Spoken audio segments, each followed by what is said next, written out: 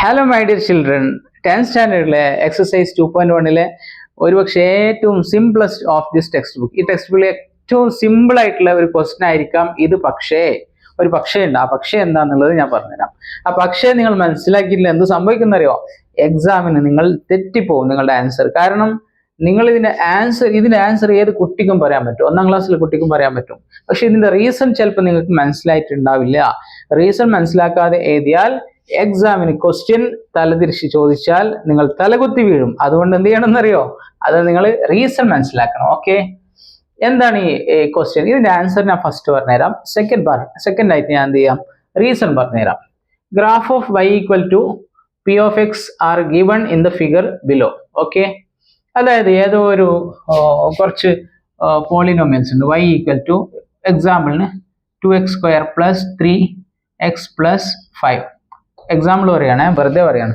അപ്പൊ ഇതുപോലത്തെ ഒരു പോളിനോമിയലിന്റെ അല്ലെങ്കിൽ അതേപോലെയുള്ള പോളിനോമിയലിനെ നമ്മൾ എക്സിനും വൈക്കും വില കൊടുത്തിട്ട് എക്സിനും വൈക്കും എന്ത് കൊടുത്തിട്ട് വില കൊടുത്തിട്ട് എക്സിനൊരു വില കൊടുക്കുമ്പോൾ ഇവിടെ ഒരു എക്സിന് ഒരു വാല്യൂ കൊടുത്തു കഴിഞ്ഞാൽ വൈക്ക് എന്ത് ചെയ്യും? ഒരു വാല്യൂ കിട്ടും അല്ലെ? എക്സിന് ഉദാഹരണത്തിന് എക്സിന് 1 കൊടുത്തു കഴിഞ്ഞാൽ വൈക്ക് 10 കിട്ടും. എക്സിന് 2 കൊടുത്തു കഴിഞ്ഞാൽ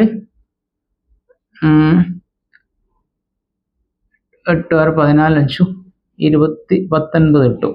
ഓക്കെ, അപ്പൊ അങ്ങനെ എന്തെങ്കിലും വാല്യൂ കിട്ടും. എക്സിന്റെ ഒരു വാല്യൂ എടുക്കും, വൈക്ക് ഒരു വാല്യൂ കിട്ടും. അപ്പൊ അങ്ങനെ കിട്ടിയ വാല്യൂവിനെ നമ്മൾ ഗ്രാഫിൽ പ്ലോട്ട് ചെയ്ത് കഴിഞ്ഞാൽ നമുക്ക് കിട്ടിയ ഒരു ഫിഗർ ആണ് ഈ കോലത്തിലുള്ളത്. ഓക്കെ, അത് മനസ്സിലാക്കുക ഒന്നാമതായിട്ട്. അപ്പോ ഈ ഒരു ഗ്രാഫ് എക്സ് ആക്സിൽ എത്ര പ്രാവശ്യം ടച്ച് ചെയ്യുന്നു അത്രയും നമ്പർ ഓഫ് സീറോസ് ഉണ്ടാവും. ഓക്കെ, അപ്പൊ നിങ്ങൾ വിചാരിക്കും എന്ത് ഈ നമ്പർ ഓഫ് സീറോസ്? അതാണ് ശ്രദ്ധിക്കേണ്ടത്. ഓക്കെ, ഇവിടെ എക്സിന് ഏതോ ഒരു വാല്യൂ കൊടുക്കുമ്പോൾ y 0 ആയി മാറുന്നു. എക്സിന് ഏതോ ഒരു വാല്യൂ കൊടുക്കുമ്പോൾ y എന്തായിട്ട് മാറുന്നു? 0 ആയിട്ട് മാറുന്നു. ഓക്കെ, അതാണ് നമ്പർ ഓഫ് സീറോ എന്ന് പറയുന്നത്. ഈ ഒന്നാമത്തെ ഫിഗർ നോക്കിക്കോളൂ. ഇവിടെ എക്സിന് ഏതൊരു വാല്യൂ കൊടുത്താലും y 0 ആവുന്നില്ല. ഓക്കെ, y 0 ആവുന്നില്ല. കാരണം y ഉയർന്നു നിൽക്കുന്നു. y 0 ആണെങ്കിൽ ഇവിടെ ടച്ച് ചെയ്യണം.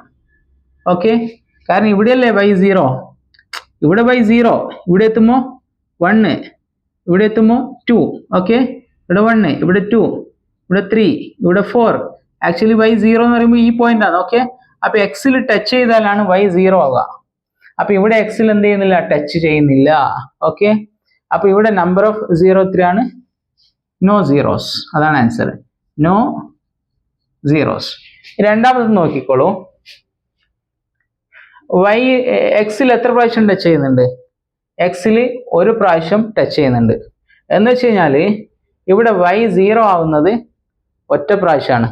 ഓക്കെ, അതായത് എക്സിന് ഒരു വാല്യൂ കൊടുക്കുമ്പോൾ മാത്രമാണ് എന്ത് y 0 ആവുന്നത്. ഓക്കെ, ഒറ്റ വാല്യൂ, വേറെ ഒരു വാല്യൂവിനും y 0 ആവില്ല.